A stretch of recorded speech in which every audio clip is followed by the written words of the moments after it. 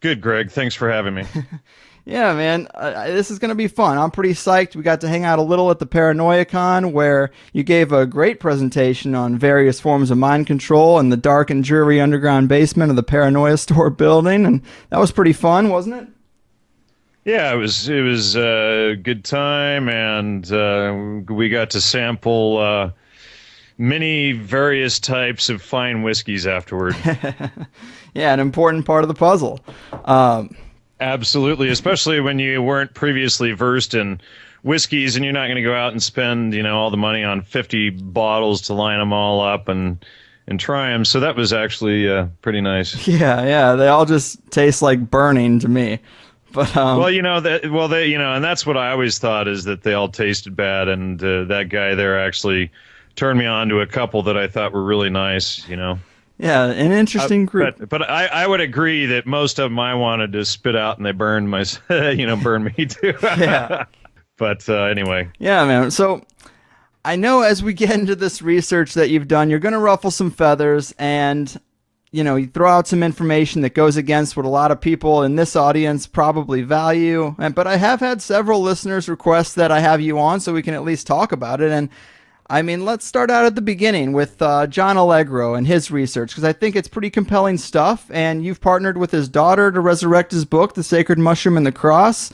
But give people a little bit of info about him and what he was all about. Well, John Allegro was one of the 8 original Dead Sea Scrolls translators, a part of the original 8 team that was brought into Palestine then, or it was a little sliver of Jordan, I guess, where they had held the scrolls and began translating them. The Jordan lost that area during the 6-Day War, I believe, if I can remember all of the details off of the top of my head here.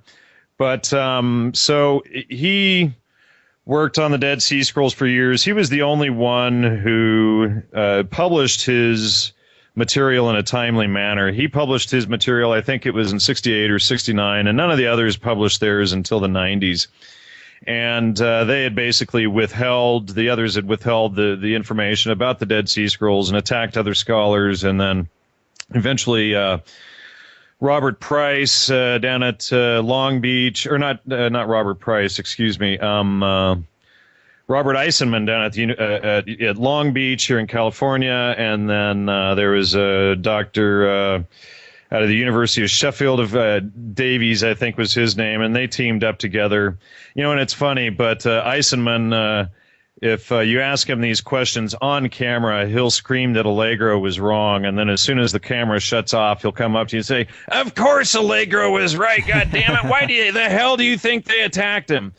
So don't ever ask Eisenman any of these questions on camera, but give him a drink or two and, a little bit of whiskey. A little bit of whiskey, and as long as he's off camera, he'll tell you everything. So, Allegro in 1970 published the book, The Sacred Mushroom and the Cross, which was about probably the most upsetting book to society since Darwin's On the Origin of Species.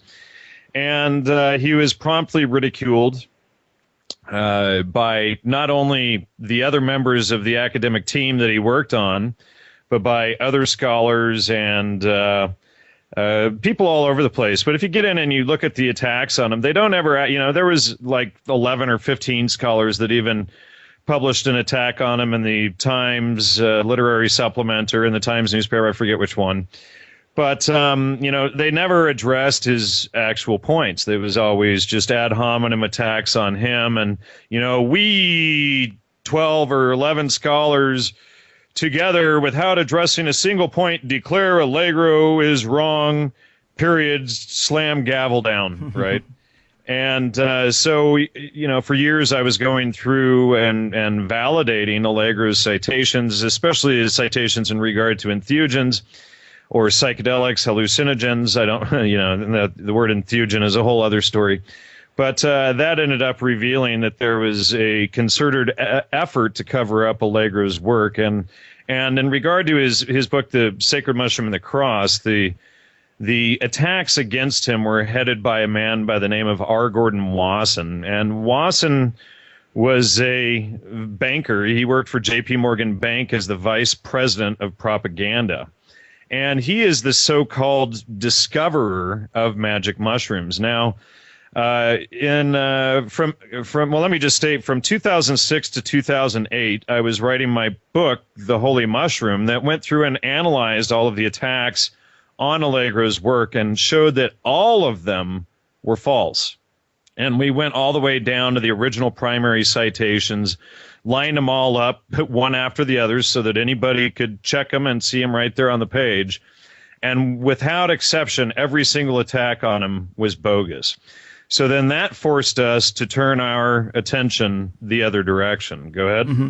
Well, I wanted to talk a little bit more about Allegro's actual work, because he had some pretty interesting, pretty compelling thoughts on Christianity's origins and how it relates to the mushroom. I mean, I've heard a lot of interesting examples of the references and the traditions that have their roots in mushrooms, but give us a couple of those. Like, what was he really... Well, and we need to be clear that, I've since figured out that what he discovered was not using the mushroom for true religiosity, that these cult groups essentially use the mushrooms and the drugs for inculcation of others into the cult so that they could maintain control.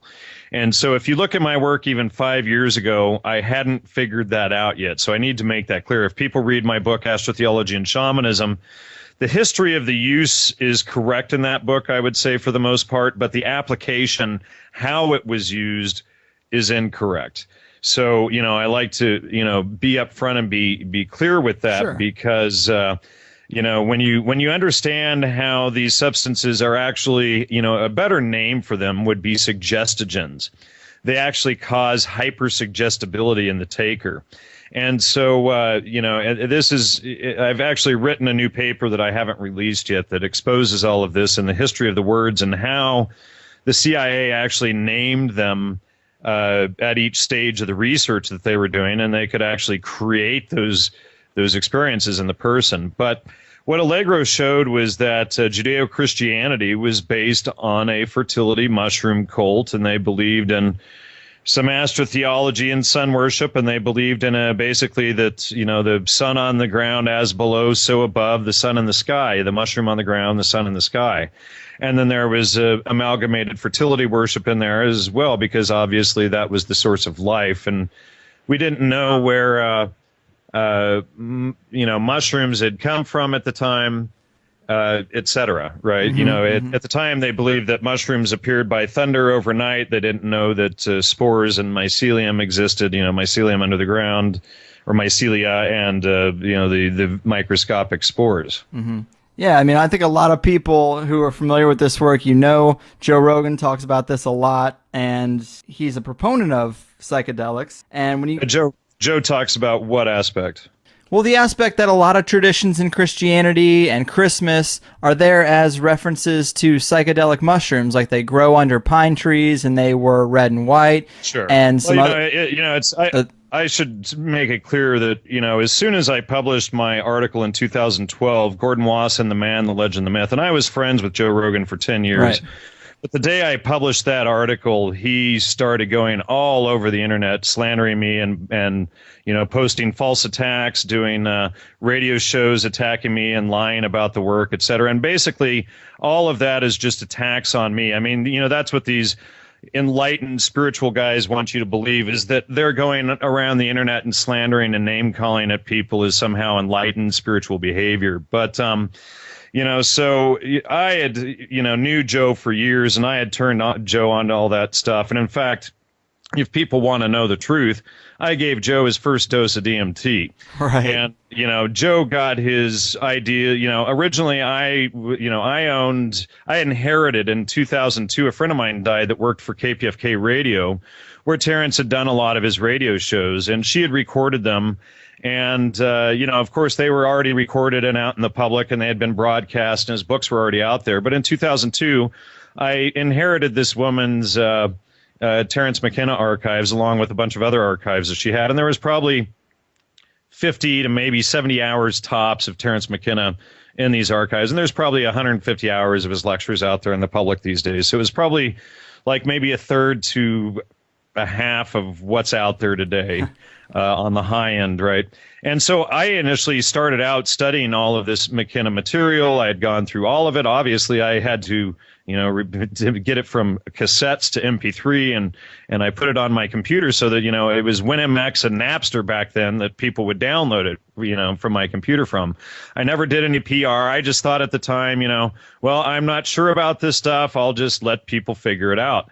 And then as I got deeper into the research, I started writing my book, Astrotheology and Shamanism, in 2003. And the more I got into writing and researching, and of course, when you're doing research, you have to go through and verify people's citations. And just time and time again, McKenna's citations didn't check out. So that started, that really alerted me to a lot of problems in his work. I didn't suspect at all that he was an agent then at the time. I hadn't even remembered in his book True Hallucinations about his FBI chase and all of this. He's running from FBI and Interpol all over the world, and then in a lecture he later admits that they caught him and recruited him. And of course everybody wants to spin this that the mushrooms recruited him and all of this stuff. But if you get into the historical record of the mushrooms, if you go all the way back down to where we got them from, like Maria Sabina, which is the psilocybe mushrooms, the magic mushrooms that everybody takes today, those came from essentially the Mazatec Indians in Oaxaca, Mexico, and Huautla de Jimenez. And they came from a woman named Maria Sabina, who was a curandera, a healer, which is basically a witch doctor. And she was a devout Catholic. And Wasson went in there, the so-called discoverer of mushrooms, and he had a whole preconceived religion that he forced onto the Mazatec, and then told everybody that they were magic mushrooms and that this was the religious experience. But if you go in and you actually look at what Maria Sabina had to say about it, she was furious with Wasson, and she said nobody, in our society took the mushrooms for, to find God or for spiritual purposes. She says they were specifically to heal people from the sicknesses that our culture suffers from. So Wasson spun all of that into this big mystical thing, and they sold it. And when you look at the word history, in fact, of these substances, early on they were, John Smithies and Abram Hoffer and Humphrey Osmond, they create the word hallucinogen, and then people had hallucinating experiences.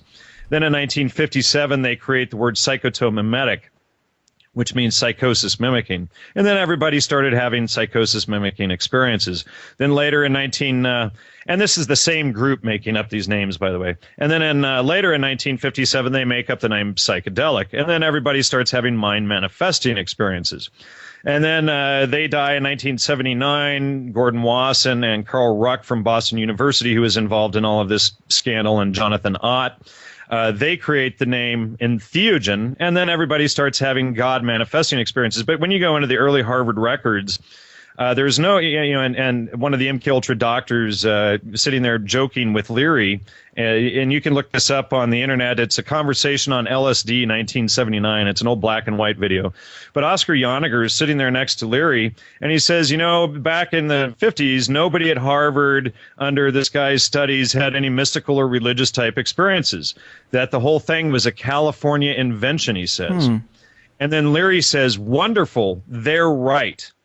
And that's because, nobody at Harvard had these experiences because, as long as it was a hallucinogen, you hallucinated. As long as it was a psychotomimetic, you had psychosis mimicking experiences. But when you grasp that this was all marketing, and then these guys were all from the Harvard Social Relations Department. Wasson was the head of propaganda for J.P. Morgan Bank. Leary was Harvard Social Relations. Leary also wrote the C.I.A.'s entrance exams. Leary was considered the #1 personality tester in the country. He was no slacky. He was the top. And he was the guy who wrote the test for the CIA. So when you get in and you understand, this agenda, then you can see that they really are suggestogens. And when Leary and Yoniger, one of the, two of the CIA's own MKUltra doctors, are sitting there admitting that the whole thing was an invention, and Leary's bragging and laughing about it, you get that they are suggestogens and that the whole thing was marketing, was public relations. Well, and so then that forces us, essentially to to question the foundation of the whole psychedelic movement, of the counterculture, and of these things being sold as religions. And then when you get in, and then I'll let you go. Then when you get into the history of it, you see people like, scholars like Marlene Dobkin de Rios, who died last year. She'd been on my show before, but in her book, she admits that these substances are used for inculcating the youth into the culture, and they cause hypersuggestibility. Another MK Ultra doctor, Dr. Sidney Gottlieb, on the floor of Congress in 1966, says the same thing. And so, we can see this. We can, we have the history of them marketing these substances, changing their names. We know it was the exact same group of people that changed their names each time. Yeah, man, I think that history of the development or the crafting of the terms is pretty interesting. And another part of it I've heard you talk about is the term psychedelic. When they're crafting that word, they purposely use an E instead of an O, and it is the only word that does English that. language. Right. So, yeah, basically Humphrey Osmond, who is an MK Ultra doctor, and he was working with Carl Rogers, involved with several MK Ultra projects. He was also Aldous Huxley's personal doctor. He's the one that dosed Huxley. As far as we can tell, Huxley was one of the key architects of MK Ultra. He wasn't warning people about all of this stuff. He was actually designing and orchestrating it. A lot of people think, well, he, Berkeley talk, and he was warning us. But his books and everything are actually a blueprint for how to do this stuff. But he's not warning anybody. And he's, when you get into, there's a 1,000-page book, The Letters of Aldous Huxley. And when you get in and you look at that, you can actually see him recommending studies to various MK Ultra researchers. He's constantly communicating with many of the MK Ultra researchers like George Estabrooks, Dr. Andrea Puharich, Dr. Louis Jolyon West, and then, of course, Humphrey Osmond, Abram Hoffer, John Smithies. We know all of these guys were MK Ultra. And then there is Huxley, always right on top. He's always at the lectures. He's at the Macy Conference lectures that were behind MK Ultra. He's going on to secret military bases and stuff like this. So we know Huxley was one of them. But, Osmond says that some of these other words fail this criterion of uncontaminated by other associations, quote unquote. And so if the word psychedelic, obviously the first part is psycho, crazy, right? Yeah. And so by changing it to psychedelic, which is a totally improper formation, and no other word in the English language has that P-S-Y-C-H-E formation. Only psychedelic does, and only, and it was created by Osmond and Huxley. And so, we can see the agenda there, that they don't want any negative association with the experience, because what they want to do, and we can see this in Marshall McLuhan's work, that they're trying to sell it as a religious experience, and Marshall McLuhan is very clear on the whole thing. And, he has a conversation with Leary. And in fact, when you understand that all that Leary was doing that whole time was Marshall McLuhan's marketing and his own, because he was a marketing and social relations expert himself. But when you get that he was marketing this stuff, then you can gain a totally new perspective of it. And I'll read you this quote here. I'm just pulling it up from his conversation with Marshall McLuhan. And he says, and it's a little bit long here, but it's worth it, I think. He says, the lunch with Marshall McLuhan at the Plaza was informative. Drury Senate hearings and courtrooms are not the platforms for your message, Tim. You call yourself a philosopher, a reformer. Fine. But the key to your work is advertising. You're promoting a product. The new and improved accelerated brain. You must use the most current tactics for arousing customer interest. Associate LSD with all the good things that the brain can produce. Beauty, fun, philosophic wonder, religious revelation, increased intelligence, mystical romance.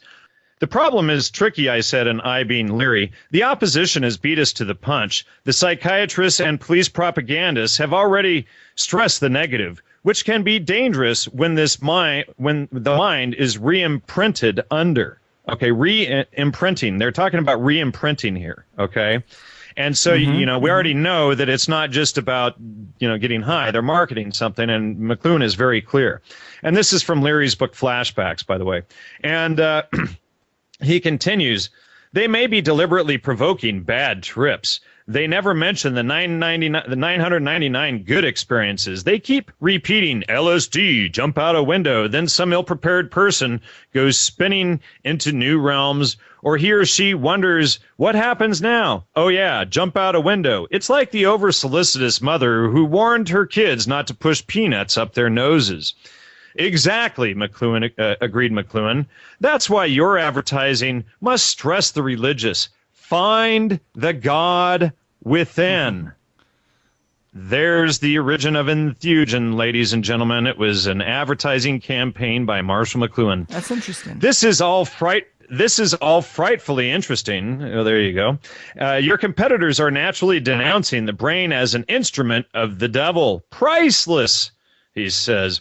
And then to dispel fear, you must use your public image. You are the basic product endorser. Whenever you are photographed, smile, wave reassuringly, radiate courage, never complain or appear angry. It's okay if you come off as flamboyant and eccentric. You're a professor after all, but a confident attitude is the best advertisement. You must be known for your smile. And then McLuhan continues on. You're going to win the war, Timothy, eventually, but you're going to lose some major battles on the way. You're not going to overthrow the Protestant ethic in a couple of years. And so, what we see is, one, that it's an attack on religion and destroying the ethics and backbone of what makes the society. Two, we can see that they're intentionally trying to sell it as a religion and marketing it. But three, even right here, he talks about, have your rock and roll friends, write jingles about it. And then, so let's think for a minute. Who were Timothy Leary's rock and roll friends? Well, we know Rolling Stones and the Altamont concert and the murder of Meredith and all of this stuff up there. But let me throw this one past you. Picture yourself in a boat on a river with tangerines, trees, and marmalade skies. Somebody calls you, you answer quite slowly, a girl with kaleidoscope eyes. Cellophane flowers of yellow and green towering over your head. Look for the girl with the sun in her eyes and she's gone. Lucy in the sky with diamonds. And so, what we have here is that the Beatles got McLuhan's message to Leary and produced the song. And, of course, the Beatles were close friends with Leary. Now, in Beatles and McLuhan, and there's a book, in The Beatles and McLuhan, Understanding the Electric Age, the author Thomas McFarlane says that by 1966, the Beatles knew exactly what McLuhan meant and wanted. So they wrote the jingles like they were selling a Ford or a can of Campbell's soup or Coca-Cola. They created the jingles to sell and market LSD. I mean, this is interesting, man. I mean, it seems like basically your mission now is to undo a lot of what you've popularized. You said you gave Joe Rogan his first DMT. He's now one of the biggest proponents of DMT. You brought out a lot of the Terence McKenna audio. Well, the audio was already out there. Like I said, it was all stuff that he had already recorded and released. I just happened to spread it around a little bit. I happened to inherit the master copies, and I put them in a folder with about 500 other audio files on Napster, and I just let people download them for a while, and I didn't do anything to physically popularize them. But yeah, I suppose probably the biggest mistake I made was giving Joe Rogan a hit of DMT. So now you're trying to put the genie back in the bottle. Well, here's the thing is, you can, I don't know if it's putting the genie back in the bottle. I had been fooled and tricked by these people myself. And sure. if when you go along, research is about following the citations to the conclusion. You don't, come up with your conclusion first and then force all of the citations to it. So the more I researched, the more I discovered something was wrong. When I discovered that Wasson was CIA back in 2007, 2008, I didn't realize at the time that, that all of these other guys that were involved in this were dirty as well. I just thought it was Wasson. What was up with Wasson? And I wanted to... But hold on. So when but when I started investigating Wasson And getting into his primary documents, I went through Yale, through Princeton, through Columbia University, all these different universities that had, letters and things from Wasson. So then I get all of these letters, and I see all these, letters, his personal letters that he's written back and forth to intelligence guys. Okay. Mm-hmm. And then, you have to think, okay, well, I can go along with the story that everybody's saying that this guy was good, or I can expose that he was a CIA agent. And then when I got into the MKUltra documents, I discovered in there that it was actually Wasson who requested the $2,000 from the Gestechter Fund, and that he is the guy who was in charge of MKUltra Subproject 58 that actually became the Life magazine article from May 13, 1957. So, I could have shut up and gone with the flow and, probably made a lot of money and been a really good agent man for him. Or, I could stand up and tell the truth and say, hey, this is wrong. And, at first I thought that, most of the scholars were just incompetent and, they had just based their work on secondary citations. They didn't go all the way down to the primary.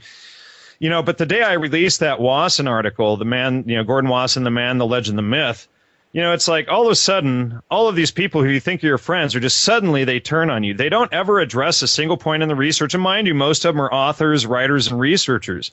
And they should be able to go point by point over the facts. But all of them avoid the topics and then start using the exact same attacks that they used on Allegro, not ever addressing anything that he published, but just attacking him. And that's exactly what Joe Rogan and Simon Powell and, all of these guys do. Graham Hancock is the latest going around doing this stuff. Yeah. And so this is an important part of the puzzle, this Gordon Wasson's situation, how mushrooms came to be, because pretty much what you laid out, like I've looked up, and I guess the conventional view, not saying it's the right one, but for the people who are listening who might be a little confused, the conventional idea is that the CIA heard about Gordon Wasson's mushroom trips to Mexico from his article in Life magazine, and they thought these mushrooms could be useful for mind control. Yeah, well, some people think that the Gershwicker Fund was gonna just fund his trip to go get some mushrooms. So he's like, sure, I'll do it. Yeah, well, and that's not at all how the story went. The official version of the story, which is repeated almost exactly in all of the books post 1979, originally came from John Mark's book, The Search for the Manchurian Candidate, and in there, I think it's like page 110 to 120 or something like that. It's right in that area. You can see that, it's actually Wasson that wrote the section of John Mark's book about Wasson. Now, when you get in and you actually look up who John Marks was, well, who was he? Well, he was the director of this little department called the Bureau of Intelligence and Research. Oh, so he was a director of an intelligence agency. Oh, I got it. Oh, okay. And then when you look in the introduction of his book, he says that Wasson and Hoffman and James Moore assisted him with the authoring of the book.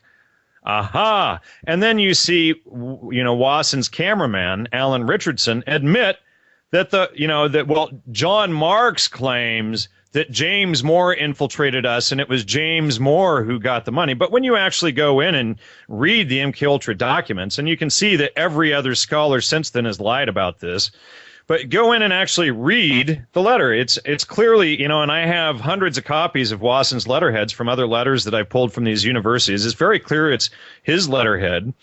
And, of course, the CIA has it blocked out, but it's very clear it's his. But if you read it, every single thing there are things that Wasson did. Wasson says, I've been on 4 prior trips to this region in search of the mushrooms, etc. James Moore hadn't been there before. The first time that James Moore went was the 1956 trip with Wasson, as far as we know and as far as all the records show. But Wasson had done trips with oh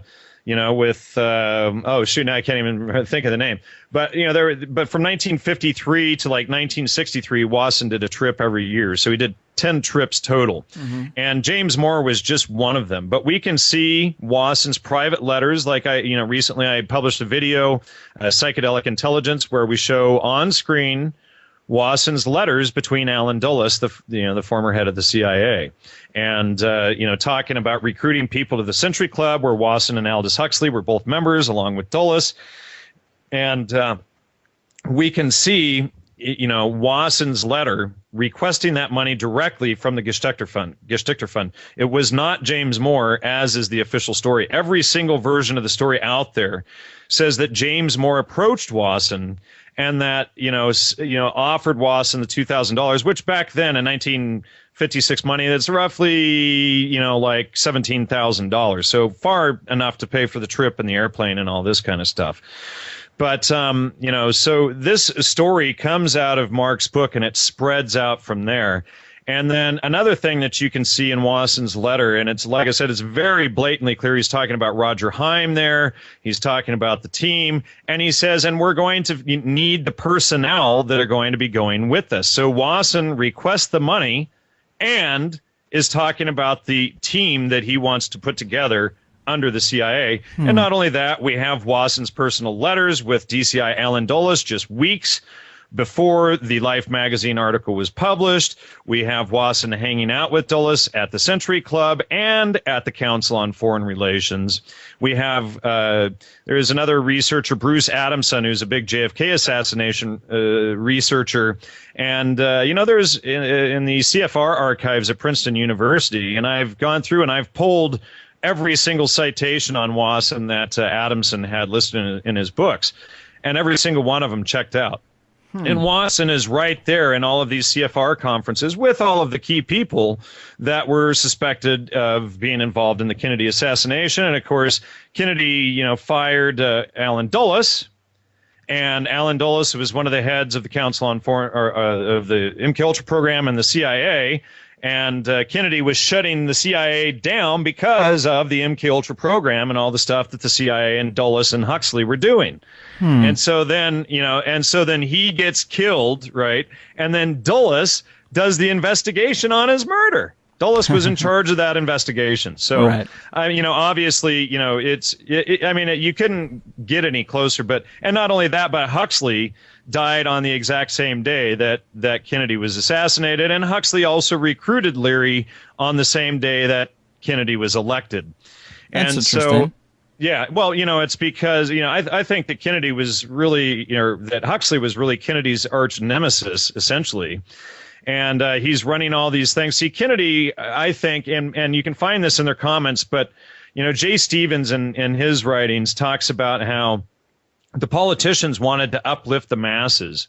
And then the Huxleys and everybody wanted to do a direct attack on the minds of the masses, and that they were going to use the psychedelics to do this attack rather than to uplift everyone. And so I think when Kennedy pieced it all together and he realized what the CIA was doing, he wanted to shut the CIA down. And then, when you get into the claim is that Laura Huxley dosed Aldous and he had put it in his will what he really wanted. But if you get in and you read the stuff, Laura claims, well, only I could interpret the message from his will. It was really ambiguous and only I could do it. So basically, she just made it up. But in his letters, you can see that Huxley thought he was going to be getting better. And then who did Laura call before she dosed Huxley to find out more information on it? She called none other than the CIA's own MKUltra doctor, Dr. Sidney Cohen, who is also a friend with Leary and at the party with Oscar Yoniger that people can see on that black and white video we mentioned earlier. And Leary talks in the middle of that they were all agents and they were all, in their underground cells. Right. And so, Laura calls Sidney Gottlieb to ask him if, he's ever dosed anybody in the process of dying. And then she goes and doses him after she talks to this MKUltra doctor, and then she claims that it was in his will. Well, why was she calling Sidney Gottlieb, asking him if it's ever been done before and all of this stuff? And then when you get that they're really suggestogens and that Kennedy was really, they were like the nemesis of each other, it's like, you couldn't even make this stuff up. So then she doses him, and essentially when you get that they're suggestogens and they cause hypersuggestibility, like if you think of like the ayahuasca healers down in South America or in Mexico, et cetera, and they they have all of this witchcraft that goes with it, and they might tell you something bad, and then, the locals will believe it, and they'll go get that disease and die from it, right? And we see, Maria Sabina treating this 17-year-old boy down in Huautla de Jimenez, and then he dies weeks later as well. So it's very possible that Laura actually suggested Huxley to his death at the same time that Kennedy died. I think that the information, the contradictions in her statements and in his letters, and then the timing with Kennedy, not only hiring Leary at the moment Kennedy was elected, but Huxley dying at that moment, and they're covering up all of Huxley's involvement with, the psychedelic revolution and counterculture. It's just, you couldn't make this stuff up. You know? That's why I don't care for fiction that much, because, this stuff, when you go down to the primary documents and look up what these guys were actually doing, it's way better than fiction. So, knowing that they've been used for mind control, knowing that these psychedelics have been used to influence the culture, I mean, you yourself have done them over 1,000 times. I mean, does this information lead you to put no value on those experiences? Well, today I think, I could probably have taken them 10 or 20 times, or maybe 100, and probably gotten as much or more out of them. And what would I have been doing in all of that time that I wasn't pillow sitting and navel gazing under their influence? I'm not going to say that I didn't gain anything out of it, but, you could probably get just as much out of one or two if you do it properly, as, 1,000 or hundreds or whatever you want to call it, right? Whatever number you want to put on it. But, what benefit that I did get out of it was, now I can sit here with you, Greg, and talk about how it was used for control, and I've gone through the whole system, being an ethnobotanist and ethnomycologist for 20 years, having read, most of the literature out there. Now, at least I can, look at it from the other side instead of promoting it and saying, hey, and it's like, it's like being a whistleblower. You work somewhere for years or whatever, and you believe in it, and then all of a sudden one day, something goes wrong, and it wakes you up, and you go, oh, this is all wrong. And that's what happened. And what was happening with me is I was doing about 55 interviews with the world's leading psychedelic experts, and each of the interviews were being transcribed to go into this massive 1,000-page book that I never ended up publishing. It's been finished for a couple of years, but it's basically what happened was, in the process of doing all of these interviews with guys like Dave Nichols, and I mean, you name it, I interviewed just about any of them that I could get my hands on, any of the top scholars from the field, and after about 2 years of doing all of these interviews, it started creating a fishbowl effect. And I could start to see that there was something else going on there that wasn't quite right.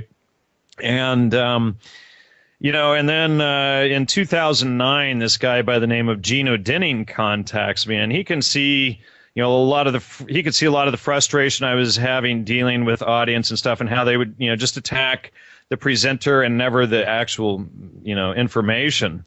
And so he presents to me the Trivium, and I was sick at the time. He sent me the email. I couldn't get it open, and then I was getting ready to go to Peru to, visit my ex's family and to get some treatment down there, et cetera, for 15-year ongoing stomach problems.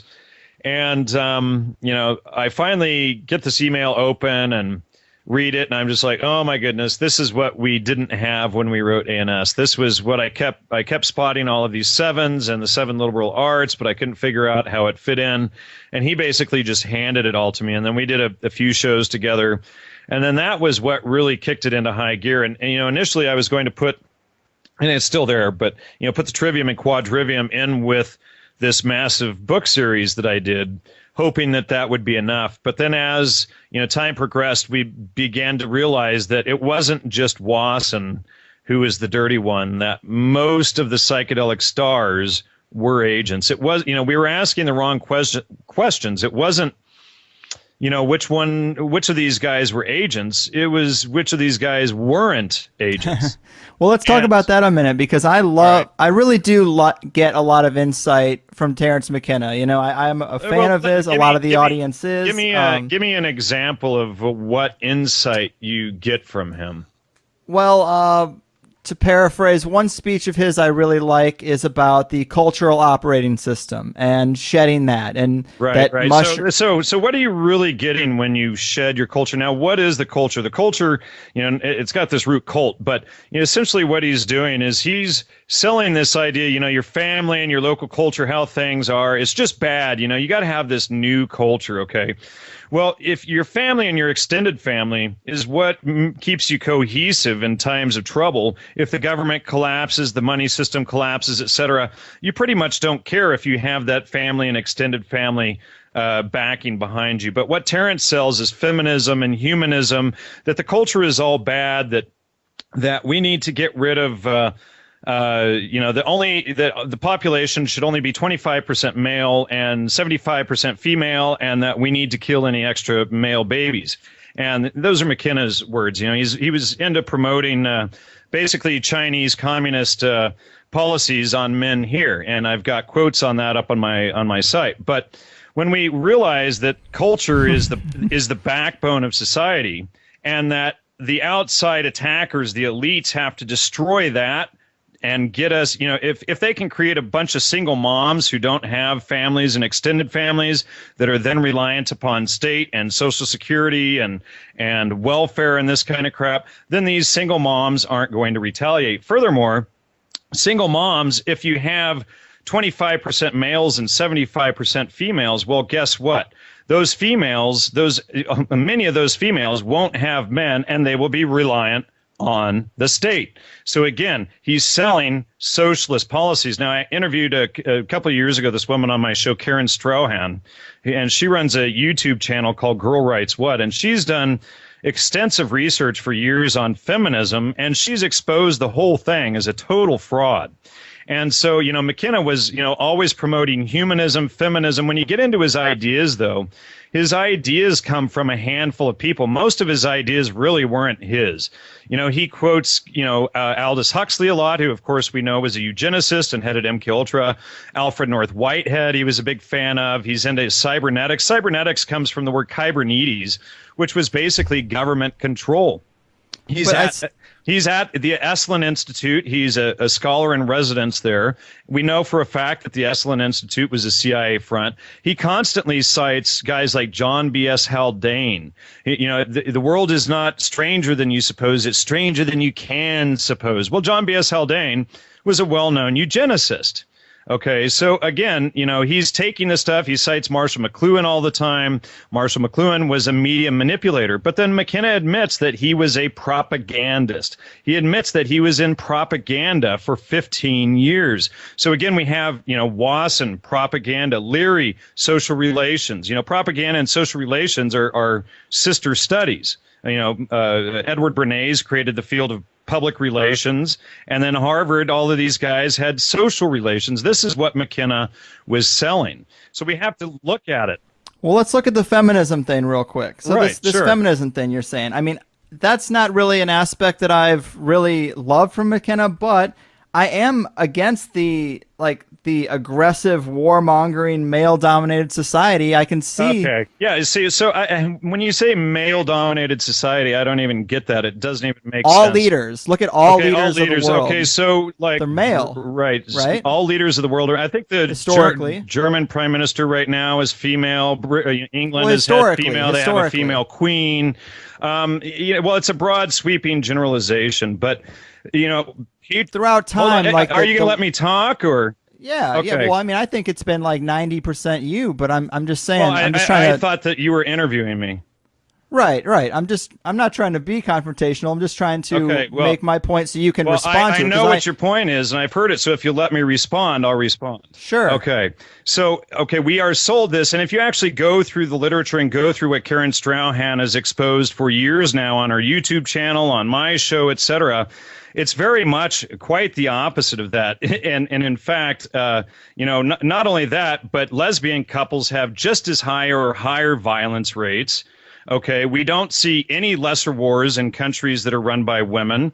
And historically, the reason why women were at home protecting is because there was a division of labor. Okay, the men went out into the evil world to deal with all of the badness and the wars and the crap going on, and they would bring supplies back to the women. Now, if it's a patriarchal, male-dominated society, men are so bad, then why are all the boys put in ditches with guns and ordered to kill each other? Why, when a ship is sinking, are the women and children saved and the men killed?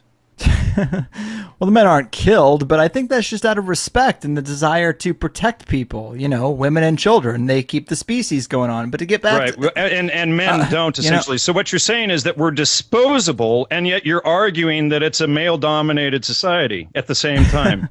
Man, I'm just saying that when I look historically at world leaders, I see 95% male, and they're responsible for a lot of aggression and war and other problems. Nurtured, raised the children. The men brought supplies back to the women. Okay, the men supplied the women with whatever they needed. Oh, honey, if you nurture me and my children, I'll give you whatever you want, honey. Oh, do you need a machine that will wash the dishes?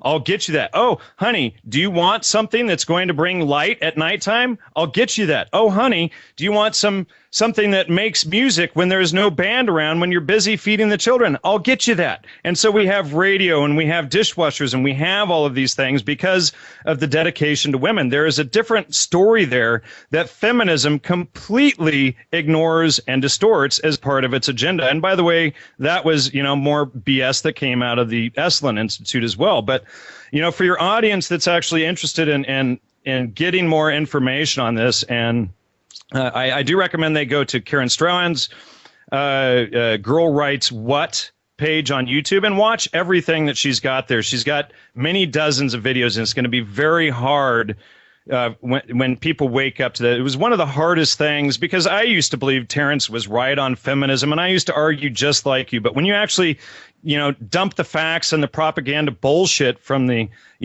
propaganda masters out of Esalen, you'll see that there's a whole different story there, and that they omitted all of these very key facts. And Karen, and then there's somebody who was on Red Ice Radio last year who exposed all of this stuff as well. So I recommend your audience go out and get in and actually study that information, and you'll see that there is a lot of verifiable information that completely contradicts the official version of the story that has been sold to us as feminism. Well, I mean, yeah, man. I mean, I'm interested. I know there's a lot of manipulation out there, and I'm interested. And I'm interested in uncovering it, man. I really am. By the way, Gloria Steinem, who invented feminism, was a CIA agent. Just a little FYI there. I mean, how many agents can you get in a picture cycling through before you get, oh, this was CIA? Right. But I'm not interested in arguing further about feminism. Your audience can look at the facts or ignore them. That's just right, and that's just one aspect. But another thing McKenna was about was anti-materialism. Like, I'm against the mainstream, shallow, consumerist culture. I think that does exist. Who created that? Let's get I think the elite. I think the elite and corporations. Okay, the elite and corporate. Okay, so where did marketing and public relations come from? It came from a man. People who wanted to make money. No, it came from a man by the name of Edward Bernays, who worked with Gordon Wasson, who worked with the very guys that sold us this movement. First, they get us to go out and be consumers, and then they blame us for consumerism. They marketed the consumerism to us. That was the Bernaysian, Wassonian crowd that marketed this stuff to us. And then they turn around and they blame us for being consumers and materialists. But I think materialism goes beyond the 50s and 60s. I think it goes a lot further back than that. Well, you had, people who were really concerned with survival and building in the 1800s and before then, marketing and public relations. I mean, if you even go and you look at a Sears catalog from the late 1800s, it talks about needs. This does this, it does this, it does that. It will serve this need. They didn't, you'll get girls and you're all, they didn't play on your fears and your propaganda. They didn't use all of these fallacies to market it to you. They told you what it did, and you either needed it and you bought it or you didn't. And it was as simple as that. Marketing didn't really come in until the understanding of public relations propaganda and how to use it really came into effect. And, we had guys like Walter Lippmann and Edward Bernays, who both worked with Wasson at the Century Club and who marketed this stuff. They were all working together. These were the guys who marketed this. The problem is the elites and the Zionists and these groups, they create these problems and they market them to society. Oh, look what we can do. We can turn them all into good little consumers, and then we're going to get really rich. And then they turn around and they blame the population for the compulsory education, the dumbing down, the lack of trivium education. They turn around, they blame the people for that and say, you know what? There's too many people now. They all screwed up. They're too dumb. Now we got to get rid of them because they screwed up. It's like the. Well, I blame the people for materialism too, to an extent. Yes, they're being manipulated, but you have a responsibility as well. Like, I'm not a super materialistic person. Okay. And you're going the opposite extreme. I mean, there's something else too, whereas, you need to build for your future and have that family and backbone. And it's okay. I mean, obviously you don't have children, but when you do have children, you want to be able to provide a future for them, things for them, leave things for them as well. But let me just read you this quote. For if you, the rulers, suffer your people to be ill-educated and their manners to be corrupted from their infancy, and then punish them for those crimes to which their first education disposed them, what else could be concluded from this, but that you first make thieves and outlaws and then punish them? Sir Thomas More, and that's from the early 16th century. Okay. And so, in other words, you don't dumb people down. You don't take the trivium away. You don't spend all of this effort to dumb people down. The CIA, if people were this bad, the CIA and the government and the elites wouldn't spend so much effort to hold people down and to manipulate and control them. No doubt. No doubt we're being dumbed down. They wouldn't force us through the compulsory education system. And then, you don't blame people. Oh, well, they should have figured it out and known they were being manipulated when they've been inculcated through this compulsory education system since the time they were 5. Yeah, but I figured it out and you figured it out. I figured it out. Yeah, okay, but, here we're sitting here arguing over who is to blame. Do we blame the people for being PR'd and marketed by guys like Wasson and Bernays, who sold this very crap to us, and then turn around and sell us the religion? And what was Huxley selling in all of this? Oh, look, World War II happened, all of this war and all of this stuff, and it's all the men causing all of the war. Look at all of the men doing all this. Look at all the people. They're so bad. No, it was the elites. It was staged. It was eugenics. You get the boys in the ditches to kill themselves off for population control, and then you blame the masses for causing the war in the first place. The people didn't cause war. I've been all over the world. People pretty much just want to get along and take care of their families. Agreed. The elite cause wars, and I definitely agree with you that the elite cause wars and that eugenics is part of it. Okay, so then why the hell is Huxley and the elites and McKenna and Leary and McLuhan attacking the population and not the elites? I mean, the population, that's a broad term. I mean, that's not everybody, but I think the segment that was targeted was the masses of the people. Too much materialism. I think when McKenna criticizes mainstream culture, then you shut let me just say a sentence, man. Let me say a sentence. Hold on. You don't attack the population for your own propaganda. Man, just let me say a sentence here. So if McKenna is attacking the mainstream culture and there is an alternative culture, he's anti-materialistic, and materialism leads to debt, and that is how the elite control us. Materialism leads to debt? No. Yes, it does. Over-materialism leads it doesn't. To debt. What leads to debt How could it not? Jesus Christ, because you need a goddamn credit card, and you need bankers and marketing to sell people to go buy all of this stuff. It doesn't... But that puts you into debt. Buying credit cards put you into debt under their control. And don't you need a banking system that's based on inflationary money and all of this shit before you can even do that? Well, look, I don't think either one of us like the banking system here, do we? That's irrelevant. What I'm talking about is you have precursors. You can't just blame the people. Well, they go buy things, and that's what causes debt. No, they're marketed these things. They're not taught critical thinking in the media. Then they're marketed to their emotions. Okay, but the people have some responsibility for themselves as well. I don't think they do. I agree with you, but they have to be able to get the proper information in the first place. You don't propagandize them like Bernays and McKenna and Leary, and then turn around and blame them them for what they did. You uplift them, you give them the proper information, show them how it's done so that they can understand it clearly. And then, yes, you can say, they need to be responsible, but you don't hold them down and put your boot on their face while you're offering them a hand up and say, you guys are too frickin' stupid. Right. I don't think either one of us think that that's the way things should be. Well, that's but like the way it's for me, going. an example I learned is you can't blame the population for what the elites have created. This is a system of social control across the board. They created the problem, and then they blame the people for their own creations. And then they'll try a new social control program, and then that one F's up. And then they blame the people. They create all of this marketing and consumerism. And then they blame the people. Look at the pollution you cause. It's bullshit. They are the ones who marketed this stuff. They are the ones who are culpable and responsible. I mean, yeah, they are. Granted, we don't have the resources. The individuals don't have the resources. They had plenty of resources until, what was getting the women into getting them to vote? What was that about? Let me just ask you. Well, I know this story. Getting the women to vote, they wanted to tax them, man. I know this. Okay, well, and it's sold for women's liberation. It was such a bad voting is bullshit anyway, society. So granting someone the right to vote doesn't really do anything for me. The whole point is to get them out of the family and into the factory and paying taxes. So that backbone of society is broken. Right. It's no longer I understand. There. Everything that they do, everything they push is to generate more revenue. And that's why I think they push materialism on us. But you create the consumer. You get people not reliant upon themselves, not getting stuff out of their own farms and their own ranches, etc., but buying things. And then you market to their needs once you've broken that family background. And then you don't turn around and blame them once you've done it. Right. And I don't know how this descended into such madness, man, but I just wanted to have a conversation about, McKenna's points and was he a manipulator or wasn't he?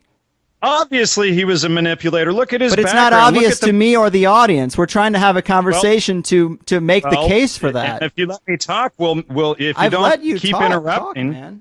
But, dude, all you want to do is defend feminism and defend McKenna because he's your hero, okay? He's not my hero, man. He's just a guy I think has some insightful things to say. And I asked you what insightful things, and then I showed you. And I brought up consumerism, and you brought up feminism. And I didn't bring up feminism. I broke it down how this stuff, you brought up culture is what you brought up, and I showed how that was designed to break the family. I showed how feminism was designed to break the family. I showed how Bernays marketed this stuff as as an attack on the society. Bernays worked with Wasson. Bernays trained Wasson. Wasson was the head of propaganda for J.P. Morgan Bank. He's the so-called discoverer of magic mushrooms. McKenna then went all over the world promoting mushrooms. McKenna was also PR. They're all out of social relations. They're all a part of this same group. It's not like, McKenna was the one superhero, really good guy. No, McKenna was dirty as hell. Well, that's what I want to get to. The evidence that shows that he was dirty as hell. I'm interested in it. I don't think I think it's within the realm of possibility. I'm not saying that it's impossible. Well, we have primary evidence. He admitted, number one, that he was recruited by them. Where? In the Esalen talk that's been posted on my website for 2 years. Okay, but for the audience listening, make the case for them if you could. Okay, well, you're acting like there's no evidence for any of this. So, let's look at the evidence. McKenna, in his book, True Hallucinations, talks about throughout the book how he was on the run from the FBI and Interpol. Now, in his brother's new book, after I had contacted his brother slipped in a couple of paragraphs that are 100% contradictory to Terence's own story. Of course, Terence is a primary citation. His brother would be secondary. You always go with the primary first. And so True Hallucinations, your audience can read page 22, 166, 179, 186, where he's talking about his FBI and Interpol chase. Now, at Esalen, which is a CIA MKUltra front, we have McKenna in a talk from, let's see, I'm just trying to figure out what the date of the talk was. I've got it somewhere listed down here. But he says, I'm curious about one thing. What is important for you to do this? McKenna says, I wonder myself. Do you mean, am I the alien ambassador, whether I like it or not? And then he laughs and he says, well, often when asked this question, I've said it beats honest work. I mean, my brother is a PhD in 3 subjects and works in hard science, and yet I don't think it's brought him immense happiness. Not that he's despondent, but I was kind of a slider, you know? So he's right here, he's saying it beats honest work, and he's a slider. Now he says, certainly when I reached La Terrera in 1971, I had a price on my head by the FBI and I was running out of money. I was at the end of my rope, and then they recruited me and said, you know, with a mouth like yours, there's a place for you in our organization. And I've worked in deep background positions, about which the less said, the better. And then about 15 years ago, they shifted me into public relations, and I've been there to the present. That's a primary straight out admission. Now, you know, all these. That's an interesting quote, especially towards the end. But at the beginning, I think he was being kind of well, of course, he sarcastic. He's a PR guy. But if you follow the story, I just gave the page numbers from his book, True Hallucinations, about his FBI and Interpol chase. We have a very clear and concise, no contradictions flow through the story. Page 22, 166, 179, 186. And then his explanation at Esalen, which is a CIA front organization, yet again, founded by Aldous Huxley, who ran MKUltra. We have him admitting this in front of a lecture there. Now, a lot of people will say, well, it was the mushrooms that recruited him. He was talking about aliens. Well, again, like I said, when we go into the historical record, when we go all the way back to what Maria Sabina said that the mushrooms were used for, they were never used for spirituality. They had 5 uses for the mushrooms: healing, finding a lost wife, finding a missing donkey, finding someone who had gone to another country, and one other thing. Nowhere does finding a lost wife. That's interesting. Nowhere does it say anything about deep background, about aliens or UFOs, about public relations, or any of these things. Sure. How would they use it to find like lost items? That's interesting. Well, I guess to, you know, put yourself in a different place so you can think about things differently where you may have misplaced something. Maybe. I mean, do you think that kind of alludes to the idea that mushrooms give some type of insight or unlock some type of... Well, no, it's just, you know, it can give you a sort of third-person position where you might be able to see things from a different angle that you might not otherwise be able to see. But I would say, you know, it's as far as like, you know, if you're trying to appeal to magic there or whatever, I'm not going to follow you there. No, I'm just talking, man. And like when McKenna says, when he started that quote that you read. Let me just read you a few quotes here. Well, let me comment on the quote you already read real quick, and then we'll read some more quotes if that's okay. Yeah, you know, Joe Rogan and Graham Hancock, they want everybody to believe that blatant statement about the price on his head and the FBI and deep background and public relations, that was actually the mushroom talking. So I get that. Well, you know, at the beginning of that quote, when he says it beats honest work, and he's talking about his, I think, brother who has an honest job, I think that's the crux of what I was attracted to, because corporate work, I've done it for 10 years and it sucked. You know, that's the consumerism loop that I'm talking about, the trek that the elite have got us on, that the bankers have got us on. So you think working for a corporation is a consumer and not being a slave to someone else? Why didn't I think people are compelled to work for corporations for jobs they don't want to do with their life because they're stuck in debt. Right. So what you're saying is that you wanted dishonest work rather than honest work? I think he's being facetious when he says honest work. I think he's saying from the perspective of the masses, it's honest work, quote unquote. Well, often when I've been asked this question, I've said it beats honest work. Right, that's a joke. Well, if he is a damn propaganda guy, as he admits in the very next line, is he being honest?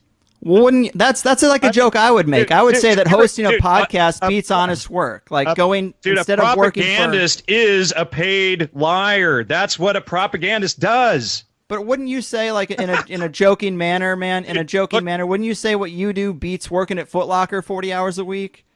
I work 12 to 16 hours a day, okay? Right, but wouldn't you say it beats having, like, a corporate job like that? Because we're independent. But how is that, what does that have to do with honest work? You can follow your own passion and have honest work. You don't have to go be a PR guy and start lying to everybody. No, but conventionally, honest work is like, going and get a good job with a good corporation, a good secure job. Or you can go get a job with a small local company owned by one of your neighbors or something, too. It doesn't have to be some big corporation. There's a lot of answers. What would you rather? Go have somebody, take a gun and point it at everybody else's head and steal their money so that you have some nice little communist system? Like, like the Soviets massacred 150 million people? No, man, I'm anti-violent. I think McKenna preached anti-violence as well. McKenna preached anti-violence, really?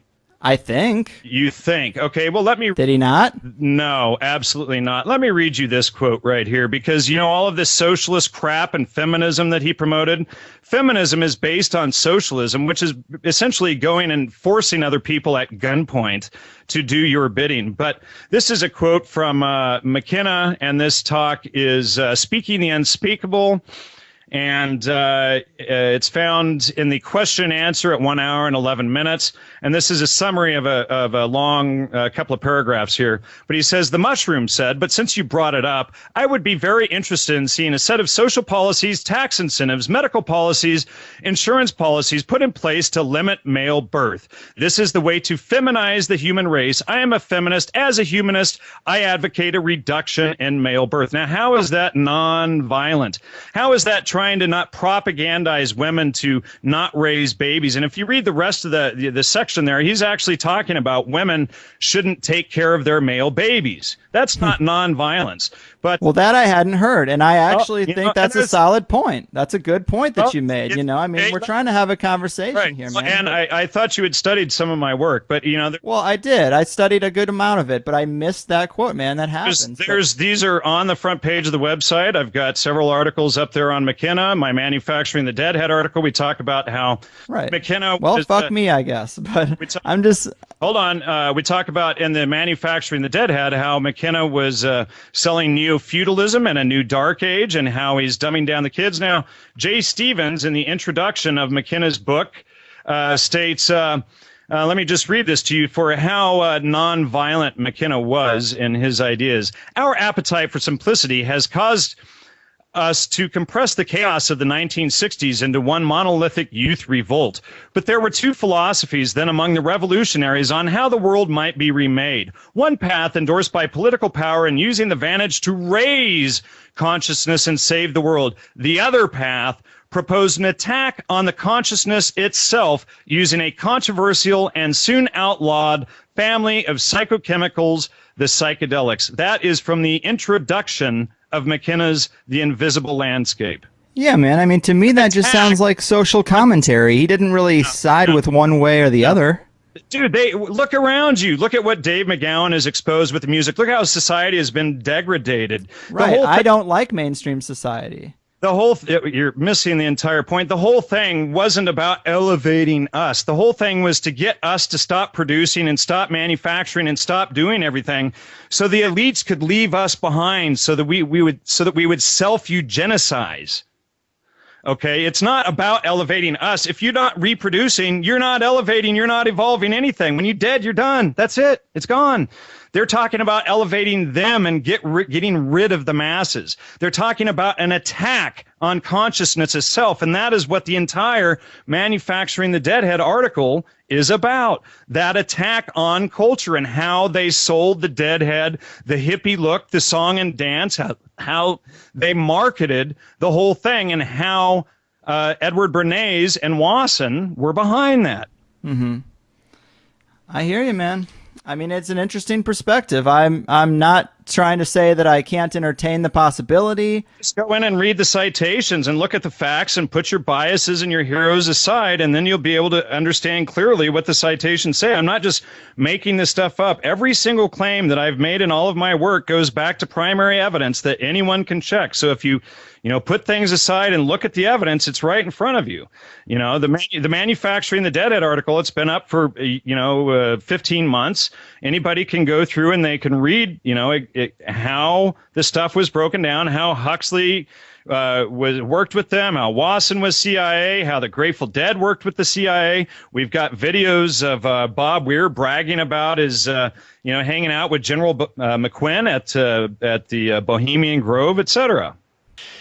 Well, very cool, Jan. Yeah, that pretty much does it for us, man. I find your research to be really interesting, even though it challenges a lot of my thoughts on psychedelics and counterculture. Well, like I said, it's not about challenging your thoughts or your beliefs. It's about getting down to the facts. Put your beliefs, your thoughts, your emotions aside, put them in the jar. Dig down to the primary citations. Did Jan make this up, or did McKenna actually say this stuff? Did these guys actually do these things? Can I verify? Can I go all the way down to the primary documents that Jan has provided and check them?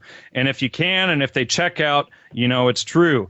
If you can't, and nothing checks out, then I made it up. And it's as simple as that. Don't focus on me, and I keep repeating that, and it really bothers me when people try to always focus on the presenter. They want to kill the messenger, right? But stop that behavior and just focus on the content of the message, and can you verify the information? And if you go from that approach, you'll learn a lot more in life, and you'll go a lot further. Just name calling at people and attacking them because they challenge your beliefs doesn't make them wrong. It just makes you a name caller. Fair point. Before we go, do you want to give the people a little info about your website or where they can continue down this rabbit hole of yours? Sure. Well, those who want to get into studying the trivium, they can go to triviumeducation.com. That's www.triviumeducation.com. And then the main website is GnosticMedia.com. That's GNOSTIC media.com. And of course, I'm the publisher of John Allegro's book, The Sacred Mushroom and the Cross. And you can just go to johnallegro.org. Right on. Excellent, man. Well, it was great to meet you at Paranoia Con. Today was fun. Sorry you got upset. I tried to be pretty respectful of our little disagreement there, but hopefully you had a good time. I think you were the one that got upset, but anyway. I don't know, man. I'm pretty easygoing, but well, I just like to stick to the facts, and I don't like to go down all these emotional rabbit holes. I mean, as long as you're checking what you think, where did McKenna get these ideas?